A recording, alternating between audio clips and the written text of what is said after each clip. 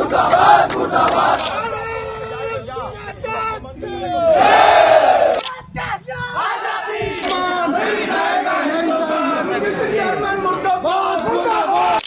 नमस्कार, अभिनंदन आपका। मैं अरविंद मुखातिब हूं आपसे और आप देख रहे हैं लोक चेतना। पूरा देश इन दिनों जिस एक सवाल पर आंदोलित है और जिसके पक्ष में और विपक्ष में भी बहुत सारी बातें कही जा रही हैं, बल्कि जो बातें कही जा रही है उनका स्तर लगातार गिरता जा रहा है और एक गंभीर चिंता का विषय देश के सामने उपस्थित हो गया है।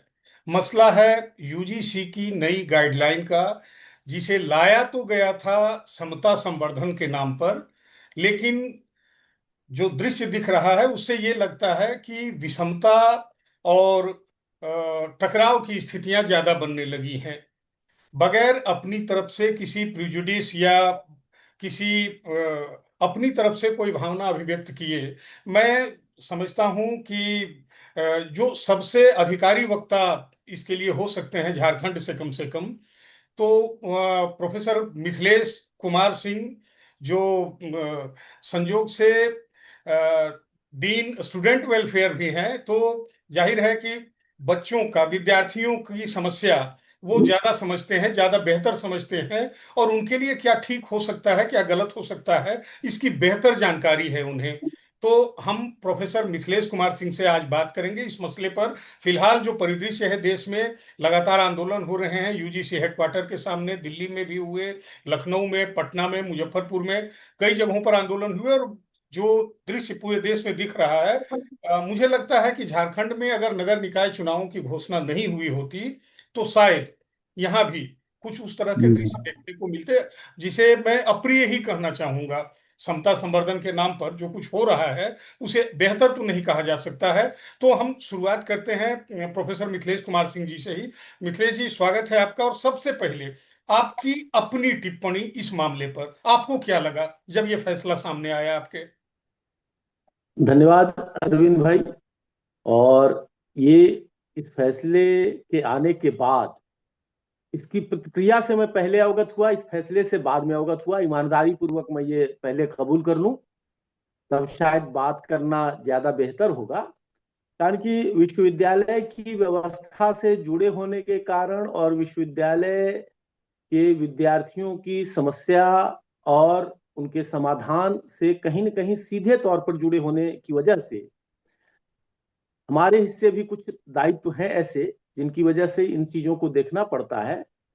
अभी फिलहाल मैं कुलानुशासक के दायित्व में हूँ विनोबा भावे विश्वविद्यालय में, और इंटरनल जो कंप्लेन कमेटी होती है उस कमेटी का संयोग से चेयरमैन भी हूँ। और इस नाते जो विद्यार्थियों की शिकायतें आती हैं उन शिकायतों को देखना मेरा दायित्व होता है। लेकिन यहाँ जो मामला है वो दो तीन बिंदु जो हैं, इन बिंदुओं को लेकर के गंभीर आपत्ति लोगों को है, और शायद वही एक बड़ी आपत्ति है।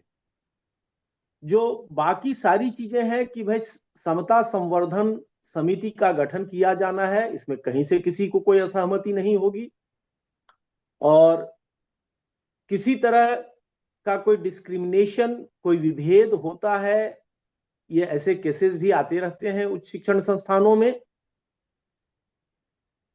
और लेकिन यह भी नहीं कहा जा सकता है कि ये सारे जो अन्याय करने वाले लोग हैं वो एक ही समुदाय से या सवर्ण समुदाय से ही होते हैं, ऐसा भी नहीं कहा जा सकता है। लेकिन यहां देखने की बात यह है कि जो सबसे बड़ी आपत्ति जताई जा रही है, जो इसके विरोधी हैं उनकी ओर से, वो यह है कि भाई यदि शिकायत गलत भी पाई जाती है तब भी किसी तरह की कार्रवाई का कोई प्रावधान इस एक्ट में या इस गाइडलाइन में नहीं किया गया है। जो गजेटेड हुआ है, भारत सरकार का जो गजट प्रकाशित हुआ है, उसमें यह प्रावधान नहीं किया गया है। दूसरे, जो एक आपत्ति सवर्ण छात्रों की ओर से या सवर्ण समुदाय की ओर से जो व्यक्त की जा रही, जो मेरे सुनने में भी आई है कि भाई जब सवर्ण समुदाय के साथ मान लीजिए कि कोई अन्याय होता है तब उसकी जो शिकायतें हैं उन शिकायतों को सुनने के लिए कोई एक ऐसा प्लेटफॉर्म होगा या नहीं होगा विश्वविद्यालयों में, और उनके साथ यदि अन्याय होता है तो वो कौन उसकी सुनवाई करेगा। तो ये कुछ ऐसे बिंदु हैं जिन पर संदेह के बादल गहराते हैं, और इसी वजह से प्रतिक्रिया जो आ रही है वो थोड़ी ज्यादा तीखी है। और मिथिलेश जी, साथ ही यह भी देखें, जी जी मिथिलेश जी, कल मेरा जो एक मैंने आपको पहले भी कहा था, आपकी जो अनौपचारिक बातचीत आपके साथ हो रही थी उसमें भी मैंने चर्चा की थी कि दिल्ली से हमारे एक विश्वविद्यालय शिक्षक मित्र ही ने ये कहा था कि हम्म, पहले हम हम्म, अथॉरिटी के साथ बच्चों को डांट सकते जी, थे, डांटते थे और अनुशासन कायम हम्म। रखने की कोशिश करते थे, लेकिन इस नियमावली के आने के बाद, इस गाइडलाइन के आने के बाद अब हमें डर लगेगा। क्या आप भी उस तरह की सोच से गुजर रहे हैं? देखिए, ईमानदारी पूर्वक कहें तो ये संदेह तो है मेरे मन में भी। और यहाँ मुझे एक जवाहरलाल नेहरू विश्वविद्यालय के प्रोफेसर हुआ करते थे, अभी अब सेवानिवृत्त हो गए हैं, बड़े विद्वान है, प्रोफेसर पुरुषोत्तम अग्रवाल जी। उनका एक उपन्यास है, राष्ट्रीय भावना आहत आयोग की का एक फैंटेसी वो उसमें रचते हैं। तो यहाँ कब किसकी भावना कैसे आहत हो जाएगी, कब कौन मानसिक रूप से प्रताड़ित महसूस करने लगेगा, कब आप उसको किसी मामले में, फर्ज कीजिए कि हमारे साथ हम क्लास में पढ़ा रहे हैं, किसी बच्चे में कुछ वो दिखा, हम उसको डांट देते हैं, और उसके बाद वो उसको ये लगता हो कि भाई मैं फलाना था, मेरा टाइटल फलाना है, हालांकि हम वो जान रहे हो या ना जान रहे हो, उस दिशा में तो ये हो ही सकता है। और खास करके वो हो या ना हो, उसके मन में ना हो, लेकिन उसके मन में तो कोई ना कोई भर दे सकता है यदि मेरे खिलाफ हो तो। और जानते हैं कि जहां दो से अधिक लोग जब होते हैं तो मामला दो एक का भी बनता है। तो ऐसी दशा में कुछ ऐसे लोग जो विघ्न संतोषी लोग होते हैं प्राय संस्थानों में, तो वो ये कर सकते हैं कि हमारी इच्छा हो गई कि नहीं, अरविंद जी के खिलाफ मुझको एक कंप्लेंट डलवा देना है, ताकि ये बड़ी उड़ रहे हैं, बड़ा स्कॉलर बनते हैं या बड़ा ये सवाल पूछते हैं, हर तरह से रिसर्च के मामलों को अटकाते हैं, या क्लासेस में ये बच्चों को नंबर थोड़ा कम देते हैं, तो ये इसको लेकर के तो कोई इसका दुरुपयोग कर सकता है। और दुर्भाग्य अपने देश का, या जो इतिहास है या जो रिकॉर्ड देखेंगे HTSC एक्ट वगैरह का, इनका सही मायने में जो प्रताड़ित तबका होता है वो इसका उपयोग कम करता है, इसका दुरुपयोग व्यक्तिगत शत्रुता को साधने के लिए कहीं ज्यादा किया जाता है। ये आशंकाएं तो हैं। दो चीजें मैं कहना चाहूंगा। एक तो ये बार बार हवाला दिया जा रहा है कि पिछले कुछ वर्षों में, खासतौर पर 18 से 21 के बीच में 118% बढ़ा है, बढ़े हैं प्रताड़ना के मामले और इस तरह के कैंपस में। लेकिन क्या ये विश्वास हम्म, पूर्वक कहा जा सकता है कि उन प्रताड़ना के सभी मामलों में आरोपी केवल सामान्य वर्ग के ही लोग थे और पीड़ित जो है वो SC ST या OBC ही थे? एक। दूसरी बात, हमारे IPC CRPC में भी था, BNS में भी है, जो SC ST एक्ट है, जिसमें जनजातीय समूह को और इनको दलितों को शोषण से बचाने के लिए हाँ, जो औजार रखा गया है कानून में, क्या उसमें जो अब तक मामले दर्ज हुए हैं वो सारे के सारे सामान्य वर्ग के ही खिलाफ हैं, या जो OBC अभी जोड़ा गया है इसमें UGC की गाइडलाइन में, क्या OBC और SC ST के बीच में भी कंफ्लिक्ट की स्थितियां रही हैं? तो ऐसी स्थिति में एब्सोल्युटली ये कह देना कि केवल जनरल क्लास जो है वही ऐसे मामलों में आरोपी बनाया जा सकता है, ये कितना सही होगा? मैं चाहूंगा, जो मैंने उदाहरण दिया SC ST एक्ट का और जो प्रताड़ना के मामलों का जिक्र किया जा रहा है, उसके संदर्भ में कृपया आप अपनी टिप्पणी दें। हाँ, नहीं देखिए, ऐसा कोई सीधा सीधी एक एग्जैक्ट आंकड़ा तो हमारे पास नहीं है, लेकिन कोई जरूरी नहीं है कि अत्याचारी जो होगा वो सामान्य समुदाय से ही होगा, लेकिन एक परसेप्शन ये बैठा हुआ है समाज में कि अत्याचारी जो होगा वो प्राय सामान्य वर्ग का होगा या सवर्ण समुदाय का होगा। लेकिन अभी इधर मतलब कि पिछले तकरीबन 25-30 सालों की घटनाओं का यदि आप विश्लेषण करेंगे, कारण कि हम समाज में ही हैं, विश्वविद्यालय भी जो होते हैं वो समाज में होते हैं, और उन्हीं समाजों से निकल करके लोग विश्वविद्यालयों में पढ़ने आते हैं। तो जो समाज की मानसिकता होती है कहीं ना कहीं, जो उनके परिवार से, उनके अपने गांव से और बाकी जगहों से वो जिन बातों को पहले बचपन से देखते सीखते और कुछ ज्ञान अर्जित करते हुए आते हैं, तो वो पूर्वाग्रह तो उनके होते हैं अपने। लेकिन अब ये कहें हम कि भाई इन्हीं के बीच है, तो आप इसको बहुत सारी घटनाओं से, जितनी आपराधिक घटनाएं हुई हैं, चाहे वो नरसंहार के मामले हों, मॉब लिंचिंग के मामले हों, या और बाकी जगहों पर आप देख लीजिए, उनमें आप देख लीजिएगा तो आपको ये इन आंकड़ों के बारे में नए सिरे से कहने की कोई आवश्यकता किसी मिथिलेश सिंह को नहीं होगी, या और किसी को आवश्यकता नहीं होगी, क्योंकि समाज जिस दिशा में चलता है विश्वविद्यालय भी उसी दिशा में चलता है। समाज में यदि गिरावट होगी तो विश्वविद्यालय आपकी ऊंचाई की ओर अग्रसर होंगे, ऐसा नहीं हो सकता है। तो ऐसी दशा में ये कहना मतलब कि पूरी तरह से सही नहीं होगा कि केवल सवर्ण या सामान्य वर्ग के जो शिक्षक या विद्यार्थी या कर्मचारी जो होते हैं वही अत्याचार करते हैं। और हमने कहा ना कि भाई भावनाएं आहत होने का मामला है, हमने ये कह दिया कि भाई आज आपकी बंडी गंदी लग रही है, तो भाई उससे भी आपकी भावना आहत हो सकती है। आज आपका चश्मा गंदा लग रहा है, उससे भी भावना आहत हो सकती है। भावना तो किसी भी रूप में किसी की आहत हो सकती है। अब ये फर्क हमारे मानस से पड़ता है इसमें, कि हम कैसे उसको ग्रहण करते हैं। दूसरे कि हम यदि आपकी बेहतरी के लिए किसी चीज को कह रहे हैं कि नहीं, आपका ये सवाल का उत्तर अच्छा नहीं है, आपने जो सिनॉप्सिस जमा किया है अपने रिसर्च वर्क के लिए ये अप टू मार्क नहीं है, और तब यदि आप इसको ये कहेंगे कि नहीं भाई हम ये फलाना है, इस वजह से हमको ये नहीं करने देना चाहते हैं कि हम ये लें। और आज आप देखें, कम से कम मैं झारखंड के संदर्भ में ये कह सकता हूं कि यहाँ के विश्वविद्यालयों पर आप यदि गौर करेंगे तो लिंग अनुपात से लेकर के जो समुदायगत अनुपात है, ST SC OBC का, ये देखेंगे तो स्थिति बाकी जगहों से उलट आपको नजर आएगी। क्योंकि एक तो आबादी के लिहाज से ये राज्य जो है उस पर भी गौर कीजिए, दूसरे की अभी जो एक बड़ा तबका ऐसा है जिसकी पहली पीढ़ी उच्च शिक्षा में प्रवेश कर रही है, और वो जब आ रही है तो उसकी अपनी आकांक्षाएं हैं और वो विशुद्ध तौर पर चाहता है कि सिर्फ हम पढ़ें। लेकिन हमारी जो व्यवस्था है, हम उसकी आकांक्षाओं की पूर्ति कर पाने में समर्थ नहीं हो पा रहे हैं।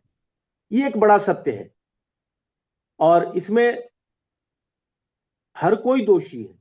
आज शिक्षकों की संख्या आपकी कम हो गई है, और अब तो एक और प्रवृत्ति बढ़ी है जिसकी ओर सुन करके थोड़ा सा मतलब कि हंसी भी आएगी, कि अब बच्चे ये शिकायत नहीं करते हैं कि हमने परीक्षा पास नहीं की है, अब वो शिकायत करते हैं कि हमको पास नहीं, हमको फेल कर दिया गया है।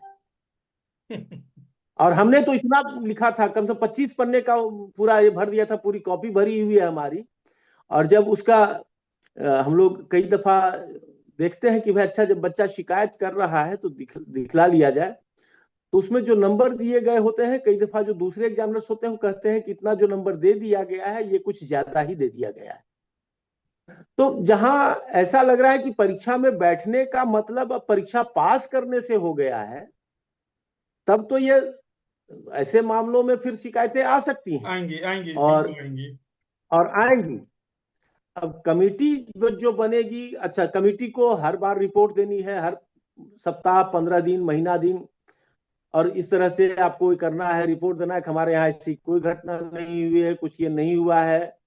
और बाय द वे कोई ऐसी घटना हो जाती है जो आपके संज्ञान में नहीं आ पाती है, या मान लीजिए कि कई दफा छुट्टी के दरमियान कोई हुआ उससे बड़ी घटना कुछ हो गई आपके, उसमें देर हुई, तो उसके लिए अथॉरिटी को जवाबदेह माना जा रहा है। जबकि ध्यान देने की बात यह है कि आज से नहीं, जब से विश्वविद्यालयों की स्थापना हुई है, जब भी स्थापना का कोई कानून पारित होता है, चाहे वो राज्य विधानसभाओं से हो या संसद से हो, उसमें एक प्रावधान स्पष्ट तौर पर जुड़ा हुआ होता है कि किसी भी हालत में रंग, भाषा, क्षेत्र आदि के आधार पर, जन्म स्थान के आधार पर कोई भेदभाव किसी विद्यार्थी से, किसी शिक्षक से, किसी कर्मचारी से नहीं लेकिन किया वो जाएगा। भेदभाव तो कहीं न कहीं इस और नियमावली से ही पैदा हो जा रहा है। दूसरी बात, काफी लंबे अरसे के बाद जब बात काफी बिगड़ गई, उसके बाद इंटरवेन किया है भारत सरकार के शिक्षा मंत्री ने, धर्मेंद्र प्रधान जी ने। लेकिन उन्होंने जो कुछ कहा है, वो ऐसा नहीं लगता है कि उन्होंने इस मामले को सुलझाने या सल्टाने की कोशिश की हो। उन्होंने केवल ये कह के कन्नी काट लिया है। अगर आपकी जानकारी हो तो बेहतर, और नहीं तो जो मैं अपनी तरफ से जानकारी दे सकता हूं, उन्होंने केवल ये कहा है कि इस नियमावली की वजह से किसी वर्ग के साथ अन्याय नहीं होने दिया जाएगा। कोई प्रावधान नहीं किया उन्होंने, कोई बदलाव नहीं किया उन्होंने। तो क्या आपको उनका ये बयान मुतमईन करता है?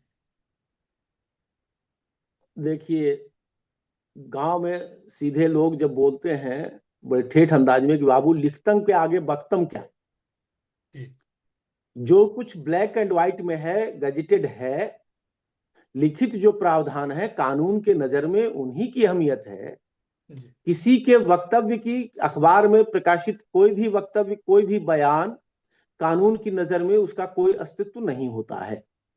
ये तो हम में से हर कोई जानता है।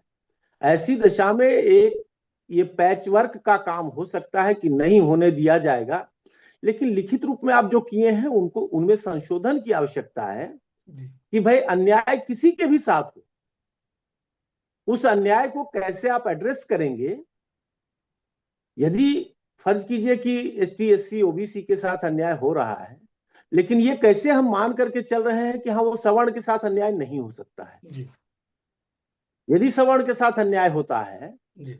तब उसका क्या रिमेडी होगा, वो उस रिमेडी के बारे में जो कहीं व्यवस्था चर्चा भी नहीं है। में बैठे हुए लोग हैं, पूरी नियमावली में कहीं चर्चा भी वो नहीं उस है। पर, हाँ, कहीं चर्चा भी नहीं है और उस पर कोई बात करने को तैयार नहीं है। वो ये जी, मान करके चल रहे हैं कि वो अत्याचार करने वाले यही हैं, इनके ऊपर अत्याचार नहीं हो सकता है।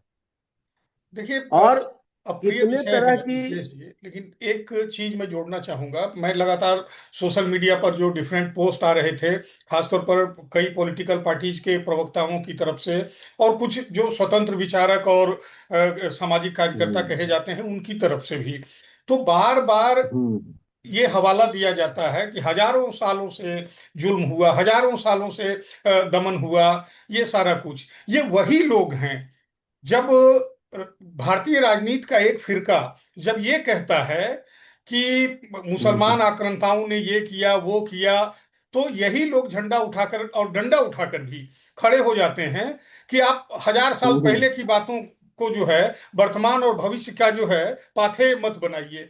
तो ये दोनों स्टैंड सही कितना हो सकता है, और ये जो बातें की जा रही हैं, क्या वाकई वर्तमान संदर्भ में ये उचित है क्या? नहीं, हमें सुविधाओं के हिसाब से अपना स्टैंड नहीं बदलना चाहिए। सच को सच के आईने में देखते हुए सच को उसी स्वरूप में स्वीकार करना चाहिए जो खुली आंखों से दिख रहा हो। मेरा तो व्यक्तिगत तौर पर यही मानना है। जी, बिल्कुल। और आप ये यदि कहते हैं ना, तो जो रिपोर्टिंग करने की बात है, अभी जो वस्तु स्थिति है, कम से कम मैं झारखंड की बात मैं बता रहा हूं कि जहां शिक्षक और छात्रों का अनुपात भयंकर रूप से असंतुलित है। जी, अब इसके जो 10 मेंबर की बात कही गई है, इसमें 3 प्रोफेसर की बात कही गई है। जी, और आपके के जो सरकारी विश्वविद्यालय हैं, उनमें से एक भी विश्वविद्यालय में 3 प्रोफेसर के रैंक में कार्यरत लोग अभी मौजूदा दौर में नहीं हैं। आपके ऐसे कई विश्वविद्यालय हैं जहां प्रोफेसर रैंक में एक भी व्यक्ति कार्यरत नहीं है। जी। हाँ, तो तो जाहिर है सबसे कि पहले जो जो आप मूल कमेटी काम बनाएंगे। यूजीसी को इन चीजों पर ज्यादा फोकस करना चाहिए था, और उसकी बजाय एक हाँ, ये नया शिगुफा और बहस का एक नया विषय लेकर आ गई है। लेकिन जो कहा जा रहा है यूजीसी की तरफ से या भारत सरकार की तरफ से कि हमने सुप्रीम कोर्ट के आदेश के अनुपालन में ऐसा किया है, क्या सुप्रीम कोर्ट ने नहीं नहीं, ठीक है, इसी वो तरह सब की कुछ ये कर रहे गाइडलाइन हैं। बनाने के लिए कहा होगा, मैं मानता हूं इसी तरह की गाइडलाइन बनाने हम्म, के लिए कहा था क्या? हम्म। नहीं नहीं, देखिए, अब तो यूजीसी की बात जहां तक करें तो अब यूजीसी अब ग्रांट कमीशन नहीं है, जी, वो यूसीसी है। जी, यूसीसी मतलब कि यूनिवर्सिटी सर्कुलर कमीशन। जी, अब वो सर्कुलर जारी करते हैं जी। और उसी सर्कुलर का अनुपालन करवाना चाहते हैं। हम्म। तो वैसी दिशा में अब जब आपको बनाने के लिए कहा गया तो समता संवर्धन का मतलब या समता सुनिश्चित करना आप चाहते हैं, तो ऐसा नहीं है कि जिनको आप अत्याचारी मान करके चल रहे हैं उनके ऊपर अत्याचार होना शुरू हो जाएगा तब आप क्या करेंगे, या हो रहा है तो वहां कहाँ ये हो रहा है। जी बिल्कुल। हम तो ये मान करके चल रहे हैं कि उनके ऊपर अत्याचार हो ही नहीं सकता है हो ही नहीं सकता, या वही अत्याचारी है। और वही अत्याचारी है। जी जी तो इसी बिल्कुल। से संदेह गहराता है। और दूसरे कहीं न कहीं इस एक्ट के माध्यम से जो लगता है मुझे संदेह थोड़ा सा कि भाई चीजें, हर चीजों को आजकल एक वोट के नजरिए से यदि देखा जाने लगता है ना, जी। तब यानी आप इसके पीछे एक भी आप वोट की सहिष्णु राजनीति देख समाज रहे हैं। हो सकता है, कारण कि सहिष्णु समाज के लिए जरूरी है कि वहां वोट की राजनीति से आपको एक अच्छे नागरिक के निर्माण की दिशा में सोचना चाहिए। और विश्वविद्यालयों की भूमिका जो होती है अच्छे नागरिकों के निर्माण में होनी चाहिए। तो अच्छे नागरिकों के निर्माण की भूमिका का निर्वहन आप 21वीं सदी में आकर के यदि अब भी इन्हीं मसलों पर गौर कर रहे हैं तो कहीं न कहीं से ये हमारे लिए शर्म की बात है, जो हम विश्वविद्यालयों से जुड़े हुए लोग हैं, जो व्यवस्था से उपकृत हो रहे हैं किसी न किसी रूप में, कारण कि हम सार्वजनिक मद से यदि हमको जीवन यापन के लिए वेतन दिया जा रहा है तो ये जवाबदेही हमारे ऊपर भी है। जी बिल्कुल। मिथिलेश जी ऐसी दिशा में चलते हमारे चलते, लिए शर्म की बात हो जाती है। जी हाँ मिथिलेश जी चलते चलते एक आखिरी सवाल। अब आगे जी। का रास्ता किधर जाता हुआ दिखता है मिथिलेश सिंह जी को, और मिथिलेश सिंह जैसे लोग अपनी भूमिका क्या देखते हैं इसमें? नहीं, सबसे पहली बात आपके पहले सवाल का कि भाई क्या रास्ता है, तो रास्ता तो निकलता है जब रास्ता कहीं बंद होता हुआ नजर आता है तो सरकार को यह विचार करना पड़ेगा या करना चाहिए कि लोकतंत्र में सिर्फ लोकतंत्र बहुसंख्यकवाद का नाम नहीं है, जी। बल्कि असहमति की आवाजों को सम्मान देना भी लोकतंत्र में महत्वपूर्ण होता है। तो यदि असहमति के स्वर उभरे हैं तो इसे कैसे एड्रेस किया जा सकता है, इस पर गौर करना पड़ेगा सबसे पहली बात। और रही बात हमारे जैसे लोगों की, तो व्यक्तिगत तौर पर मैं कहना चाहूंगा कि मैं ये कोशिश बराबर करता हूं कि लोकतांत्रिक मर्यादा के अनुपालन का भरसक प्रयास करूं। अकादमिक मर्यादा जो है, अकादमिक मर्यादा का अपनी ओर से अनुपालन सुनिश्चित करूं। और जो विद्यार्थी, जो शिक्षक, जो कर्मी हमारे साथ चल रहे हैं उनसे भी मैं यही अपेक्षा करता हूं और मैं उनकी अपेक्षाओं पर खरा उतरने की कोशिश करता हूं। तो ऐसी दशा में मुझे यह लगता है कि जो अन्याय या अत्याचार होने की बात है उन स्थितियों को हम बनने से रोकें। इसके लिए जरूरी है कि भाई जो सेंसिटाइजेशन प्रोसेस है, सेंसिटाइजेशन प्रोसेस को हम कैसे लगातार ये करें, हम इसकी जानकारी दें, लगातार बच्चों के साथ संवाद करें, कार्यशालाओं का आयोजन हो और उनके माध्यम से मतलब छोटे छोटे ग्रुप के साथ उनको हम इस चर्चा के साथ भागीदार बनाते हुए कैसे एक दूसरे की भावनाओं का सम्मान करना ज्यादा बेहतर ढंग से सिखाएं। और जानते हैं कि सबसे पहली पाठशाला किसी भी विद्यार्थी के लिए उसका घर होता है। जी। तो हम घर से अपने माता पिता, अपने अभिभावक जिनसे वो पहली शिक्षा लेकर के आता है,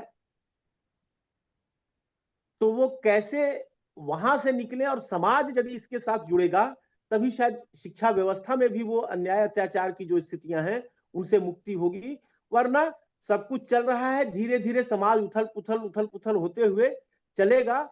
और जो अभी ये सोचा जा रहा है कि विजन 2047 की 100 साल की आजादी के बाद हम एक एकदम विकसित राष्ट्र के रूप में रहे, विश्व गुरु की भूमिका में हम फिर से आ जाएं। हालांकि ऐसे तो दावा ये भी है कि हम विश्व गुरु हैं, लेकिन मैं उस दावे पर यकीन नहीं करता हूं उस रूप में।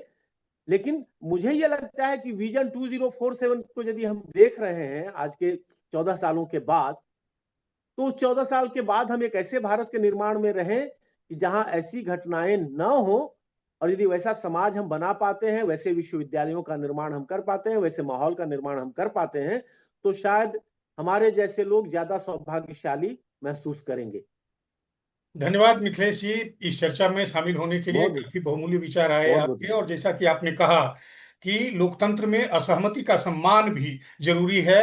लोकतंत्र धन्यवाद। बहुसंख्यकवाद का नाम नहीं है। तो जिस तरह विरोध के स्वर पूरे देश में उठ रहे हैं और जिस तरह की बातें हो रही हैं, एक तो सबसे पहले हम ये जरूर चाहेंगे कि छिछली और निचले स्तर की जो बातें हो रही हैं और जिस तरह की बयानबाजियां हो रही हैं, उन पर तत्काल विराम लगाए। और ये सरकार के हाथ में ही है, जी संवाद सरकार को ही करना होगा, लोगों के भ्रम भी दूर करने होंगे, और अगर जरूरी है असहमति का सम्मान, तो उसके हिसाब से अमेंडमेंट भी करने होंगे, इस उम्मीद के साथ कि जी। जल्दी ही इस मामले में हम सभी लोगों को कुछ सुखद सूचनाएं मिलेंगी। आज की बातचीत में समाप्त करना चाहूंगा। फिलहाल इजाजत दें। नमस्कार। धन्यवाद।